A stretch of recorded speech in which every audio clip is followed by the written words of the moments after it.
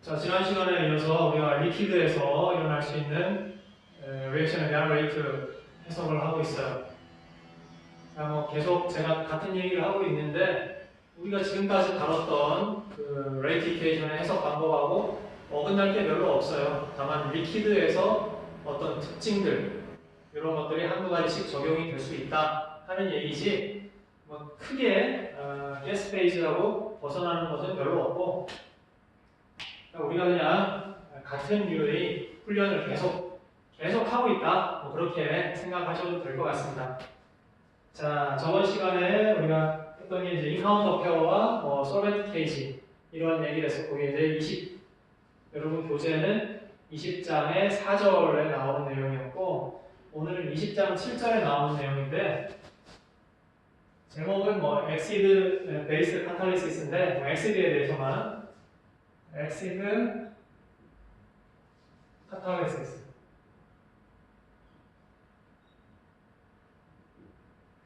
산이 어떤 촉매 역할을 하는, 산이 매개체가 돼서 리액션이 일어나는 그런 케이스인데, 이건 이제 20장 7절에 있는 내용입니다. 근데 내용을 보시면은 이전까지 했던 것과 별로 다르지 않습니다. 자, 어떤 S라는 리액턴트가 있어요. 이 S가 P라는 프로덕트로 변하는 아주 단순한 그런 리액션입니다. 여기서 리액션 레이트 컨스턴트는 K라고 해두죠. 자, 그런데 겉보기로는 이러한 단순한 리액션인데 이것들을 아주 미시적으로 뜯어 봤더니 실제로는 이러한 스텝들로 이루어져 있더라. S가 먼저 솔루션 안에 있습니다. 솔루션 안에 있고 여러 가지가 이제 솔벤트 안에 녹아 있는데 S가 요 AH 플러스라는 이 AH 플러스라고 표현한 거는 어떤 A라는 몰리큘과 수소 이온, 수소 이온을 잡고 있는 어떤 머티리얼이에요. 여차하면 이 수소 이온을 내놓을 수 있는, 수소 이온을 내놓을 수 있는 머티리얼을 우리는 산이라고 부르죠. 산입니다, 산. 어떤 산과 만나서 그냥 안 일어나고 실제로는 용액 속에 여러 가지 머티리얼이 녹아 있다고 생각해 봅시다. 그 중에 하나인 산과 엑시드와 인터랙션을 해서 그래서 SH 플러스라는 이러한 상태를 만들게 되고 자, A는 떨어져 나오고 자, 이렇게 한번 가지고 이 리액션은 전반과 역반응이 다 가능한 리액션이다. 이렇게 가정을 하고요. 이런 상황을 가정하고 그 다음에 이렇게 만들어진 SH 플러스가 솔벤트인 물과 또 리액션을 해서 요거는 이제 전반응만 가능한 그런 상황을 고려를 할게요. 그런 상황을 가정을 할게요. 자, 이렇게 해서 프로덕트가 만들어집니다. 그리고 SH 플러스가 됐다가 H 플러스가 떨어져 나가서 H3O 플러스로 만들어지면서 떨어져 나가면서 S가 P로 바뀌는 거니까 요 변환이 S에서 P의 변환이 이렇게 요 단계에서 이루어지는 거죠. 그리고 나서 또 하나가 더 있어요. H3O 플러스 상태가 요 A 여기서 떨어져 나왔던 A와 리액션을 해서 또 역반응이 가능하다고 그런 상황을 가정을 하겠습니다. K3와 K-3 이렇게 그래서 AH 플러스 다음에 H2O 자 이렇게 세 단계로 겉보기에는 이거였는데 실제적으로는 이러한 세 단계로 이루어지는 그런 리액션인 상황을 이러한 시츄에이션을 가정해보고 이러한 시츄에이션에 대해서 한번 이제 풀이 연습을 해보는 겁니다. 자, 이렇게 해놓고 나서 한번 보면은 자, 요 AH 플러스라고 하는 요 머티리얼이 어떤가요? 4개가 돼서 리액션을 일으키지만 중간에 A로 잠깐 변하기도 하지만 다시 AH 플러스로 돌아왔어요. 그죠? 이렇게 자기 자신은 변하지 않으면서 남을 변화시키는 반응을 시키는 이러한 머티리얼을 촉매라고 하죠. 카탈리시스예요. 그리고 이 경우는 이제 AH 플러스는 H 플러스를 내놓을 수 있는 머티리얼이기 때문에 엑시드라고 볼 수 있습니다. 그러니까 이 리액션은 결국 엑시드에서 카탈라이즈 된 엑시드 카탈리시스가 인발브드 된 포함된 그러한 리액션이 되는 것이죠. 이런 리액션이 있을 때 이걸 어떻게 해석할 것인가? 자, 그러면은 레이트를 한번 써보죠. 레이트, 리액션 레이트는 여기서부터 쓰면은 마이너스 1분의 1에 dt분의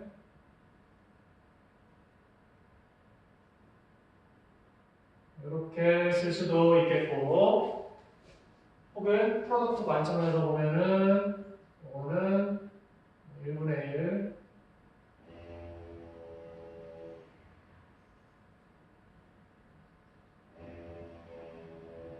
이렇게 쓸 수도 있겠습니다. 그러니까 요 리액션에 대해서는 이렇게 쓸 수가 있겠고, 근데 요 리액션에서 보면은, 자, 요 리액션에서 보면은 어떻게 돼요? dt분의 dt라고 하는 것은 결국 P가 포함된 리액션은 요 리액션밖에 없어요. 그러니까 P의 단위 시간당의 P의 농도 변화는 요 식에 의해서 결정이 되는 거죠. 이것은 요 식으로부터 쓸 수 있습니다. K2에 SH 플러스 다음에 H2O 이렇게 써줄 수가 있는 거죠. 자, 이렇게 레이티피케이션을 우리가 가능한 방법으로 다 기술을 해놨고, 요거는 이제 적절하게 풀어줘야 되는데, 자, 풀려면은 또 이제 스테디 스테이트 어프로시메이션을 사용을 할 거란 말이에요. 스테디 스테이트 어프로시메이션은 중간 단계의 상태가 농도가 일정하게 유지가 된다는 어프로시메이션인데, 그럼 여기서 중간 단계가 무엇인가? 중간 단계는 일단 요 SH 플러스 이게 하나의 중간 상황으로 생각할 수 있죠. 이렇게 SH 플러스 4개로 리액션이 일어나니까 SH 플러스에 대해서 한번 어프로시메이션을 스테디 스테이트 어프로시메이션을 적용을 해보자. 이렇게 가정을 하고 dt분의 d SH 플러스 이것은 어떻게 기술할 것인가 하는 건데, SH 플러스가 생성되는 리액션은 K1죠. 그러니까 생성 레이트에서 소멸 레이트를 빼주면 되는데, 생성 레이트는 조 리액션. 요쪽 방향 리액션이니까 요쪽 방향 리액션의 레이트는 이렇게 쓸 수가 있겠고, 자, 그 다음에 이 역반은 소멸되는 리액션이죠. 그 리액션의 레이트는 이렇게 쓸 수가 있겠습니다.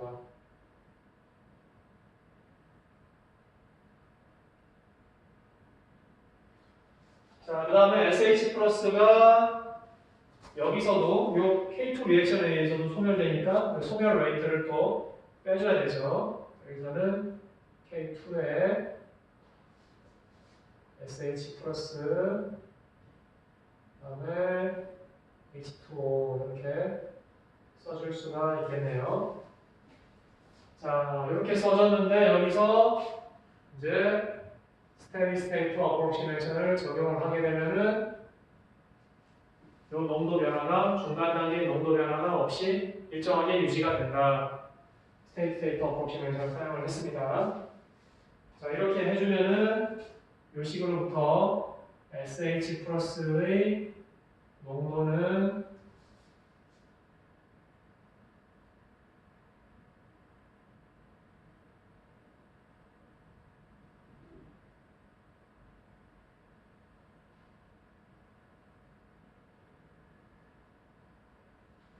요거 분의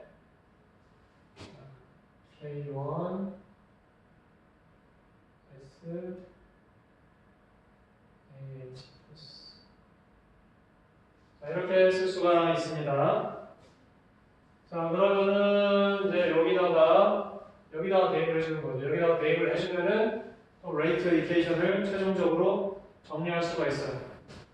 따라서 레이트 이퀘이션은 여기다가 넣어서 이 형태를 여기다가 대입해서 정리해주면은 이렇게 나옵니다.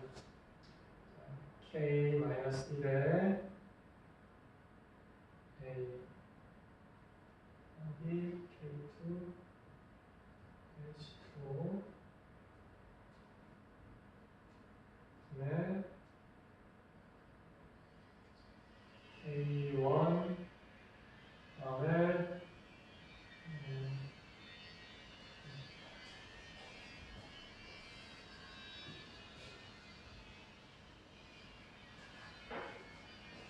K1, K2 여기는 K2 다음에 S H2O H 플러스 이렇게 정리가 되겠습니다. 예, 이렇게 풀어낼 수가 있어요. 그럼 풀으면 여기까지 해서 끝났어요. 적절하게 레이트 이퀘이션을 기술하고 스테디 스테이트 어프로키시메이션을 쓰면은 간단하게 레이트 이퀘이션을 풀어낼 수가 있어요. 여기서 이제 푸는 거 끝났어요. 푸는 거 끝났고 요거를 조금 더 단순화시켜서 해석을 해보자 라고 한다면은 첫 번째, 두 번째 이제 경우의 수를 나눠서 간략화를 시킬 수가 있는 거죠. 자, 첫 번째는 이렇게 한번 생각해 보시죠. 요 분모의 형태를 봐줄 필요가 있는데 그래서 K-1에 A와 K2에 H2O 이 두 개를 비교를 해주겠습니다. 그래서 첫 번째로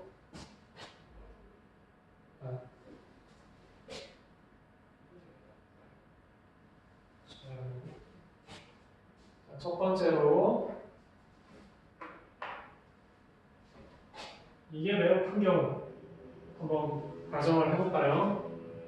자, 그럼 요것은 사실 요거하고 똑같아요. K-1에 SH 플러스 A 다음에 K2에 SH 플러스 H2O 그러니까 SH 플러스의 농도를 양변에 곱해준 거죠. 이것과 같죠. 똑같은 얘기예요. 그런데 요 얘기 결국 똑같은 얘기인데 요건 무슨 얘기냐면은 K-의 SH 플러스 A는 자, 요 리액션에 대한 레이트가 되는 거죠. 요 리액션의 리액션 레이트가 되는 것이고 K2의 SH 플러스 H2O는 요 리액션에 대한 리액션 레이트를 나타내고 있어요. 정확히 그 형태와 똑같죠. 그러니까 요 가정은 요 리액션이 요 역반응 리액션보다 빠르다. 훨씬 빠르다. 두 개를 비교했을 때 요 프로덕트가 만들어지는 P가 만들어지는 리액션이 훨씬 빠른 그런 상황을 가정을 하는 겁니다. 자, 이렇게 가정을 해놓고 V를 정리를 해보면은 V는 그러면은 자 이게 훨씬 크니까 요거는 무시할 수 있어요. 요거는 생략할 수가 있고 그러면 K2, H2, H2 다 약분되니까 V는 뭐만 남냐면은 K1에 S 그리고 AH 플러스 이렇게 남게 됩니다. 자, 이렇게 인사가 됐는데 이 형태는 정확하게 이 리액션의 레이트 이퀘이션이죠. 결국 우리가 가정한 거는 이 두 번째 스텝이 굉장히 빨라요. 그랬을 때 전체 리액션은 어떻게 결정이 될 것인가? 전체 리액션은 이 리액션에 의해서 결국은 결정이 된다. 전체 리액션 레이트는 이 리액션의 레이트에 수렴한다. 거의 같다는 거죠. 즉, 요 단계가 rate determining step이 되는 것이죠. 그렇게 되는 것이고, 자, 그 다음에 두 번째 가정을 한번 해볼까요? 두 번째는, 자, 반대로 가정을 해볼게요.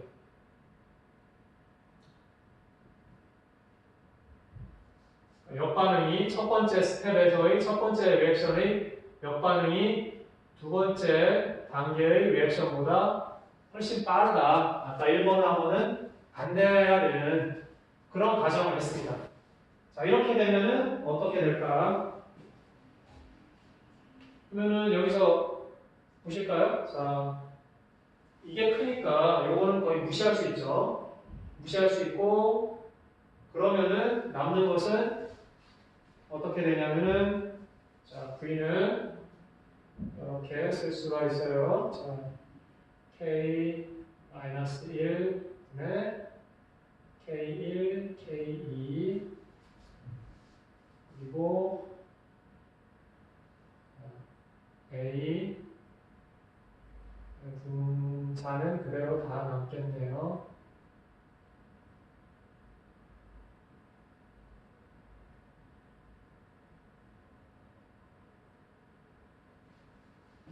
자, 이렇게 남겨지게 되겠습니다.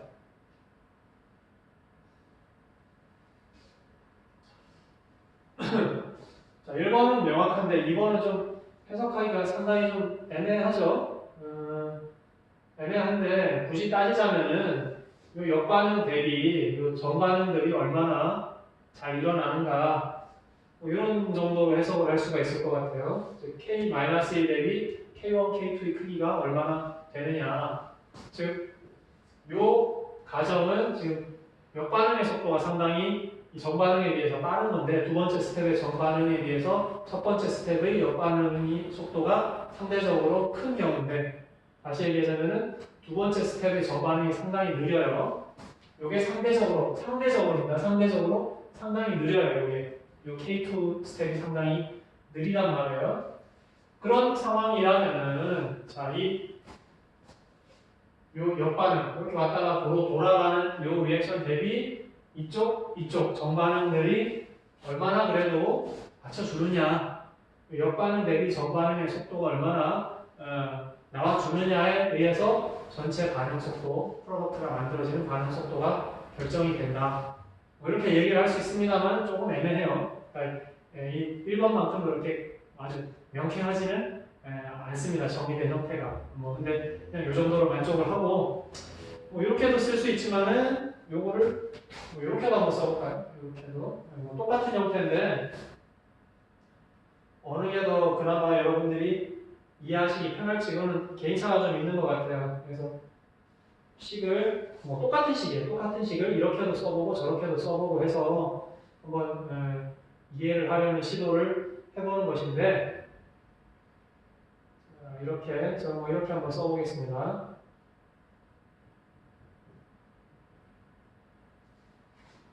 그다음에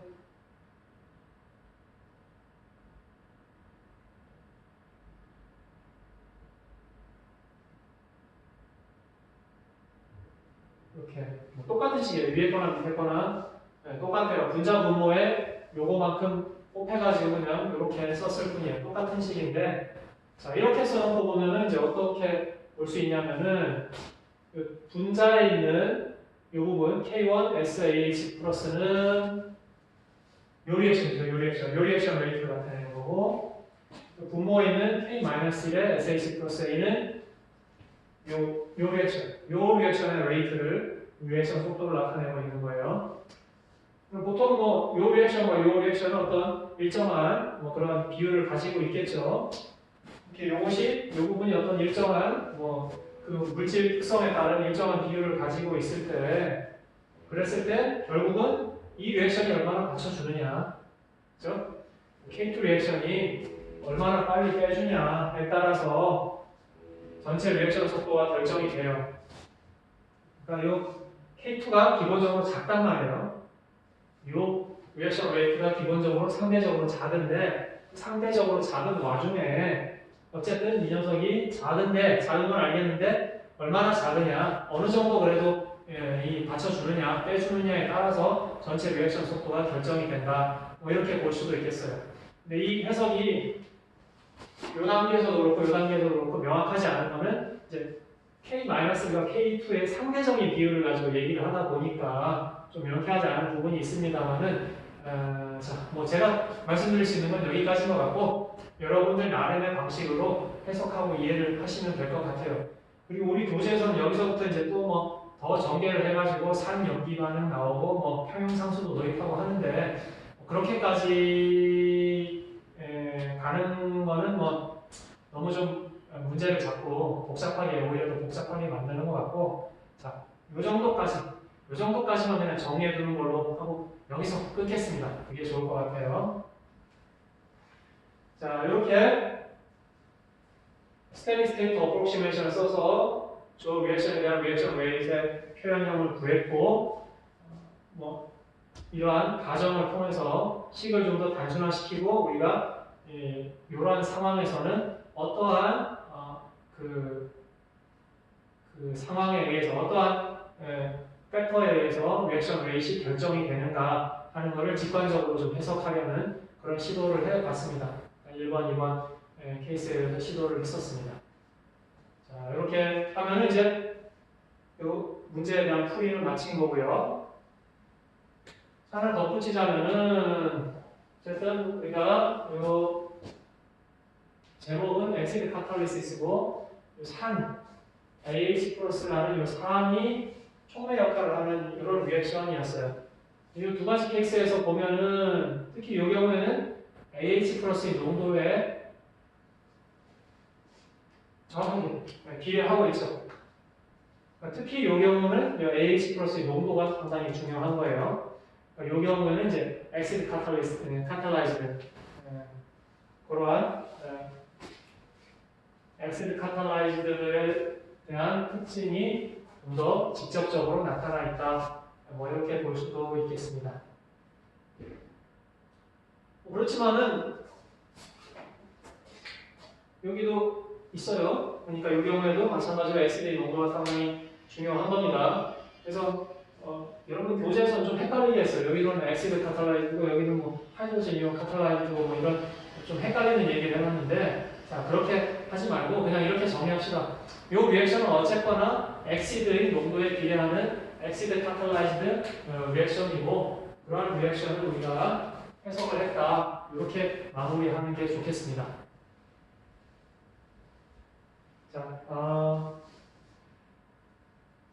이렇게 해서 리퀴드에서 일어날 수 있는 우리가 리퀴드에서 일어날 수 있는 반응의 경우의 수는 아주 무한히 많습니다만은 그 중에 그냥 우리가 연습하기 좋은 테마 두 개를 가지고 훈련을 했다 이렇게 생각을 하시면 돼요. 그래서 지난 시간에는 인카운터 페어라는 것이 중요한 그런 상황에 대해서 우리가 훈련을 했고 여기는 인카운터 페어에 대한 얘기는 없어요. 그러니까 이 리액션은 굳이 액상이라고 한정할 필요도 없고 기상에서도 충분히 일어날 수 있으니까 액상에서의 어떤 특징이 정확히 반영됐다고 보기는 어려운 문제인데 다만 여기서는 이러한 카탈리시스 촉매에 의해서 산염기 반응이 일어나는 그러니까 이런 리액션은 주로 액체에서 일어나는 것이니까 액상의 어떤 범주에 포함을 시켜서 우리가 훈련을 하는 것이다 이렇게 생각을 하셔도 될 것 같고요. 그런 거 저런 거 다 떠나서 그냥 이런 리액션이 주어져 있으면은 이런 식으로 해석을 한다 하는 이 프로세스 자체를 훈련하는 거 이런 정도 의미만 두셔도 크게 상관은 없을 것 같습니다.